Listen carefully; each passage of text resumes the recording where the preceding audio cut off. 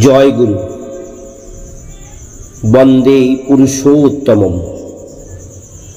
আলোচনা প্রসঙ্গে দ্বিতীয় খণ্ড, পর্ব 11 অবশিষ্টাংশ। 6 পৌষ রবিবার। সলিল গতিতে আলোচনার স্রোত বয়ে চলেছে। ইস দাদা নিজের সম্বন্ধে বললেন, কেউ ভালোবেসে সহজভাবে আমাকে কিছু দিলেও তা নিতে সংকোচ মনে হয় কেন বুঝি না। ঠাকুর বললেন, গো বিটুইন দ্বন্দ্ববৃত্তি থাকলে হীনমন্যতা আসে, তার থেকে অমন হয়। ভালো কথা বললেও মনে হয় বিদ্রুপ করছে। বিমলদা হয়তো আপনাকে দেখে বলল, কি ইস দাদা, আপনার শরীরটা খারাপ হয়ে যাচ্ছে কেন? তখন হয়তো ভাবলেন আমার অবস্থা খারাপ, তাই পরিহাস করছে। যদি বলে আপনার শরীরটা তো আজকাল ভালো হচ্ছে, আপনি ভেবে বসলেন আমি মানুষের সঙ্গে কথা ঠিক রাখতে পারি না অভাবে, তাই মনে করছি আমি মানুষ ঠকিয়ে ঘি দুধ খেয়ে মোটা হচ্ছি। হয়তো আপনি 2 দিন আগে বিমলদার কাছে 2 টাকার জন্য গিয়েছিলেন। গো বিটুইন অর্থাৎ দ্বন্দ্ববৃত্তির জন্য ভিতরে থাকে উইকনেস, দুর্বলতা। তাই মনে হয় সবাই বোধ হয় আমাকে হীন ভাবে। নিজের কাছেই নিজে পালিয়ে পালিয়ে চলতে হয়। এক নরক যন্ত্রণা বিশেষ। গো বিটুইন অর্থাৎ দ্বন্দ্ববৃত্তি এর চাইতে অনেক জিনিস, এমনকি চুরি ডাকাতি পর্যন্ত ঢের ভালো। তাই বলে যে আমি চুরি ডাকাতি করতে বলছি তা কিন্তু নয়। আমার মনে হয় চুরি ডাকাতির অভ্যাস থেকে একটা মানুষ যত সহজে রেহাই পেতে পারে, গো বিটুইন অর্থাৎ দ্বন্দ্ববৃত্তির অভ্যাস থেকে রেহাই পাওয়া তার থেকে দুষ্কর। দ্বন্দ্ববৃত্তি ছাড়তে গেলেও আগের দ্বন্দ্ববৃত্তি চেপে ধরে, তখন খুব শক্ত না হলে পারা মুশকিল। যাই আসুক, দ্বন্দ্ববৃত্তি আর করছি না, এমনতর কঠোর সংকল্প নিয়ে দাঁড়াতে হয়। আর সে সংকল্প থেকে এক চুলও নড়তে নেই। মাথার উপর দিয়ে যদি ঝড়ও বয়ে যায় তাও নয়। মানুষের কাছে ক্ষেপণ করলে ফল ভালো হয়। কেউ যদি তোমার কাছে কিছু রাখতে চায়, তা রাখতে গেলে আগে থাকতে সব বলে নিতে হয়। হয়তো আমি খরচ করে ফেলতে পারি, সময় মতো নাও পেতে পারেন, তা জেনেও যদি দেন দিতে পারেন। নির্দিষ্ট কথা দিতে নেই, চেষ্টা করব এ পর্যন্ত বলা চলে। কথার ধাঁচগুলি ঠিক করে নিতে হয়। ইংরেজদের এসব ন্যাশনাল ক্যারেক্টারিস্টিক্স অর্থাৎ জাতীয় চরিত্রে পরিণত হয়ে গেছে। Both in word and action অর্থাৎ কাজে ও কথায় কসাসলি, সাবধানে। গো বিটুইন অ্যাভয়েড অর্থাৎ দ্বন্দ্ববৃত্তি এড়িয়ে চলতে হবে। এটা যে উদ্দেশ্যে রাখা হয়েছে সেটা সেই উদ্দেশ্যেই ব্যয় করা উচিত। গো বিটুইন দ্বন্দ্ববৃত্তি করে যদি দান ধ্যান বা সৎ কাজ করা যায়, তাতেও কিন্তু অপরাধ হয়। গো বিটুইনের নাম দেওয়া যায় মিথ্যাচার, কারণ এটা সত্তা সম্বর্ধনাকে হনন করে। গো বিটুইন দ্বন্দ্ববৃত্তি অসম্ভব ব্যাপার। এতে বিশ্বাসঘাতকতা এর 7টি রং আছে। আর যা হোক বা না হোক, দ্বন্দ্ববৃত্তি ধর্মরাজ্যের জিনিস নয়। দ্বন্দ্ববৃত্তি যার আছে, সত্তা পোষণী উপচয়ী চলনার ব্যাপারে, বিশেষ করে পার্সোনাল প্রফিট ব্যক্তিগত লাভ হতে পারে, এমন কোনো কাজের বেলায় সেই ব্লান্ডারিং মুভ, ভুল চাল নেবেই, হয়তো সেই মুহূর্তে পায়খানা পেয়ে যেতে পারে। বহু মানুষ এসে বলে, ঠাকুর, আমার এখন সময় খারাপ, গ্রহ বৈগুণ্য। এক সময় ছিল যখন ছাই মুঠো ধরলে সোনা মুঠো হয়ে যেত, যে কাজে হাত দিতাম সহজেই সিদ্ধ হতো, কিন্তু এখন আর কিছুই জমিয়ে তুলতে পারি না, সবই ভেস্তে যায়, সোনা মুঠো ধরলে ছাই হয়ে যায়। এর মধ্যে করা ও চলার অন্যান্য ত্রুটি তো থাকেই, কিন্তু অনেক সময় লক্ষ্য করে দেখবেন মানুষটা হয়তো আগে অনেক দ্বন্দ্ববৃত্তি করেছে এবং এখনো এর অভ্যাস ওই দ্বন্দ্ববৃত্তির আছে। জমায়েত দ্বন্দ্ববৃত্তির ফল যখন মানুষকে চেপে ধরে, তখন পদে পদে সে ব্যর্থ ও ব্যাহত হতে থাকে। সে চিত্র ভাবতে আমার গা শিউরে উঠছে। শ্রী ঠাকুরের চোখে মুখে একটা আতঙ্কের চিহ্ন ফুটে উঠল। খুব সাবধান। যা হোক, কেউ ভালোবেসে কিছু দিলে নেবেন, বিশেষত আপনি না নিলে যদি সে ক্ষুণ্ণ হয়। জিনিসের উপরে আমাদের লোভ না থাকা ভালো, কিন্তু যে আদান প্রদানের মাধ্যমে প্রীতি ও বান্ধবতা পুষ্ট হয় তাকে রহিত করা ভালো নয়। শ্রীসদা এসে প্রণাম করে বসলেন। ঠাকুর তামাক খেতে খেতে স্মিত মুখে বললেন, কি শ্রীসদা, কি খবর? প্ল্যান অর্থাৎ পরিকল্পনা করেছেন নাকি? শ্রীসদা উত্তর দিলেন, হ্যাঁ করেছি। ঠাকুর উৎসাহ ভরে বললেন, তাড়াতাড়ি করে ফেলেন, শালা লাগায় দেবেন নে কাণ্ড। শ্রী ঠাকুরের হাসি খুশি ভাব দেখে সবাই খুব স্ফূর্তিযুক্ত হয়ে উঠলেন। গোবিটুইনের সম্বন্ধে যেভাবে আলোচনা হচ্ছিল তাতে প্রত্যেকে স্ব অপরাধের কথা চিন্তা করে খানিকটা যেন অবসন্ন ও নিস্তেজ হয়ে পড়েছিলেন। আবহাওয়া অত্যন্ত ভারী লাগছিল। হঠাৎ একটা মিষ্টি হালকা হওয়ায় আমেজ ভেসে আসলো শ্রী ঠাকুরের কথার ভঙ্গিকে আশ্রয় করে।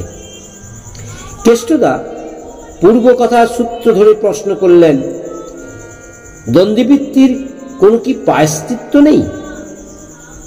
দ্বন্দ্ববৃত্তি আর না করা ছাড়া তো প্রায়শ্চিত্ত দেখি না। ঠাকুর বললেন, দেখি না তো, খুঁজে দেখবেন তা পান নাকি। শোনেননি, এমন ভূত আছে যা ওঝাও মানে না, এও সেই রকম। শর্টকাট সহজ প্রায়শ্চিত্ত আছে বলে মনে হয় না। চিন্তিত ভাবে বললেন, এই যে কি সর্বনেশে জিনিস, ইহকাল পরকাল ঝরঝরে করে দিয়ে যায়, চরিত্রে এক রত্তি বল থাকে না, কনভিকশন প্রত্যয় বলে জিনিস থাকে না। সে যত ভালোই কথাই হোক, মনে হয় ফাঁপা ফাঁকা আওয়াজ, কোনো বস্তু নেই তাতে। তাই মানুষের অন্তরে গভীরভাবে স্থায়ীভাবে দাগ কাটতে পারে না। আমার পরিবেশ আমাকে অনেক সময় সূক্ষ্মভাবে গো বিটুইন করিয়ে ছাড়ে। আমি হয়তো ইচ্ছে করলাম তরুর হাতে জল খাবো, ইঙ্গিত ও করলাম তেমনি, তবুও দিতে প্রস্তুত। তখন হয়তো মাঝখান থেকে আরো একজন এসে জলের ঘটি ধরে বসলো, তবুও কিছু বলতে পারে না, পাছে ঝগড়া বাঁধে, এ নিয়ে একটা অনর্থ ঘটে। আর আমার তো কিছু করার উপায় নেই। আমি যখন যাকে দিয়ে যেটা চাই তখন তাকে দিয়ে সেটা না পেলে আমার ভালো লাগে না, রীতিমতো অসুবিধা হয়, কিন্তু মুখ ফুটে কিছু বলতে পারি না, পাছে কেউ মনে ব্যথা পায়। তবে এতে আমার কষ্ট হয়। অনেকে আবার এমনই প্রবৃত্তি ঝোঁকা ও আমার অপছন্দ পছন্দ, সুবিধা অসুবিধা সম্বন্ধে এতই খেয়াল হারা যে তাদের কিছু বলেও দিলেও তা তাদের মাথায় থাকে না। ফল কথা, তারা অন্যের সম্বন্ধে অন্ধ। তারা জানে নিজেদের খেয়াল চরিতার্থ করে সেবা করার দম্ভ নিয়ে চলতে। সে সেবায় আমারও সুখ স্বাস্তি নেই, তাদেরও সার্থকতা নেই। নইলে যথাযথ দৃষ্টিভঙ্গি নিয়ে সুকেন্দ্রিক হয়ে মানুষ সামান্যতম কাজ পর্যন্ত যদি নিখুঁতভাবে শ্রদ্ধা সহকারে করে, তবে তার ভিতর দিয়ে যে বোধ, জ্ঞান, নিয়ন্ত্রণ শক্তি লাভ হয়, তাই তাকে ধুমার মন্দিরে পৌঁছে দিতে পারে। সর্বোপরি লাভ করে সে অনাবিল আত্মপ্রসাদ। একজনকে খুশি করে পাবার যে আনন্দ, অহংকারের সেবা যারা করে তারা সেই সার্থকতার সন্ধান পাবে কেমন করে?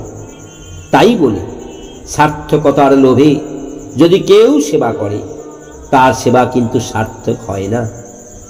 ভালোবেসে যে করে সেটাই সার্থক হয়।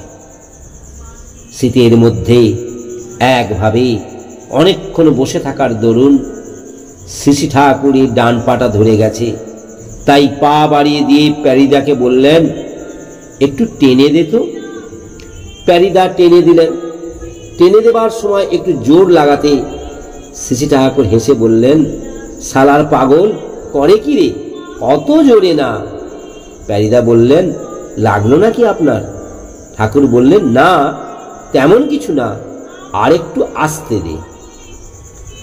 ঋণ পরিশোধ সম্বন্ধে কথা উঠতে বললেন, পাওনাদার আসলে যাই থাক, কিছু দিতে হয়, সে যত সামান্যই হোক। তা সে নিতে না চাইলেও জোর করে দিতে হয়। নির্দিষ্ট ওয়াদা করতে নেই, বলতে হয় অমুক দিনের মধ্যে কিছু দিতে চেষ্টা করব যদি বলো, তাহলে অবশ্য দেয়, এই ভেবে সময়ের পূর্বেই দেবে। আর পাওনাদারকে তাগাদা করবার সুযোগ না দিয়ে তুমি নিজে তার বাড়িতে গিয়ে দিয়ে আসবে। তখন টাকা দেবার কথা নেই, হঠাৎ হয়তো তোমার হাতে কিছু জুটে গেল, নিজে গিয়ে দিয়ে আসলে বললে, আজ এই 3টে টাকা হাতে এসে গেছে, তাই ভাবলাম আপনাকে দিয়ে যাই। আমার যে টানের সংসার সবাই তো জানেন, হাতে থাকলেই খরচ হয়ে যাবে। পাওনাদারকে তুমি এড়িয়ে চলতে চেষ্টা করছো, এইতে যেন সে কিছুতেই না বুঝতে পারে। ওয়াদা মতো যে সময় যা দেবার সবটা যদি না দিতে পারো, তাহলে ও একটু আগে তার কাছে গিয়ে যা পারো দিয়ে তোমার অবস্থার কথা যাকে জানিয়ে তার কাছে থেকে ক্ষমা ভিক্ষা করে আসবে। ওই অবস্থায় একটু আগে তার কাছে যাবার কথা বলছি এই জন্য যে শেষ মুহূর্তে তুমি যদি তার কাছে হাজির হয়ে তোমার অক্ষমতার কথা জানাও, তখন সে হয়তো বিব্রত হয়ে পড়তে পারে। বিশেষত তোমার কথার উপর দাঁড়িয়ে সে যদি আর কাউকে কথা দিয়ে থাকে, কিংবা বিশেষ কোনো প্রয়োজনীয় কাজের পরিকল্পনা করে থাকে, এইভাবে যদি চলো, তবে পাওনাদারদের সহানুভূতি থাকবে তোমার উপর, এবং তুমি মানুষটাকে হারাবে না। একটা মানুষকে হারানো মানে কিন্তু একটা দুনিয়াকে হারানো। আবার তোমরা যখন কাউকে ঋণ দাও, ধরেই নেবে সে হয়তো ওই টাকা পরিশোধ করতে পারবে না। যে পরিমাণ টাকা ঋণকারী পরিশোধ না করলে তুমি আর্থিক ও মানসিক জীবনে বিধ্বস্ত হবে না, সেই পরিমাণ টাকা ব্যাংক থেকে তুমি ধার দিতে পারো। মানসিক জীবনের কথা উল্লেখ করছে এই জন্য, তুমি টাকা বা জিনিসের ক্ষতিটা হয়তো সামলে নিলে, কিন্তু মনের সঙ্গে লোকটাকে হয়তো ক্ষমা করতে পারলে না। তখন লোকটার সঙ্গে ব্যবহারে সেই ফুটে বেরোবেই, ফলে সে হয়তো তোমা হতে বিচ্ছিন্ন হয়ে পড়বে। তাকে ঋণ দিয়ে একধারে তুমি টাকা তো খোয়ালেই, আর মানুষটাকেও হারালে। গাঁটের পয়সা খরচ করে এই অল্প ফল কুড়িয়ে লাভ কি? ওর চাইতে ধার না দিয়ে তুমি যদি পারো, যদি এমন দাও, সেই থেকে সব ভালো। ধার নেবারও বেলায় ওই একই কথা, ধার না নিয়ে বরং এমনি চেয়ে নাও। আমি সেই জন্য সাধারণত যা মানুষকে দিই তা নেই না, আবার মানুষের কাছ থেকে যা নিই তাকে তাও দিই না। তার প্রয়োজন মতো অনেক বেশি দেবার জন্য আমি প্রস্তুত থাকি, কিন্তু ঋণের ভিত্তিতে আদান প্রদানের কথা আমি ভাবি না। আমাদের দেশে আরো একটা জিনিস আছে, ভাগে কারবার করা। প্রায় ক্ষেত্রেই দেখি পার্টনারশিপ বিজনেস অর্থাৎ ভাগে কারবারে পরে গোলমালের সৃষ্টি হয়। কিছুদিন যেতে না যেতেই পারস্পরিক বিশ্বাস ও বন্ধুত্ব চটে যায়। তখন পরস্পরের মধ্যে আসে সন্দেহ ও অবিশ্বাস। তাই আমার মনে হয় ব্যবসায়ের ব্যাপারে জাতীয় চরিত্রে বর্তমান অবস্থা একাই ব্যবসা করা ভালো। বড়জোর একজন আরেকজনকে কর্মী অংশীদার রাখতে পারে। 2-3 জনের মূলধন একত্রে মিলিয়ে মিলিত পরিচালনায় ব্যবসা করতে গেলে প্রায় ব্যবসা ভেস্তে যায়।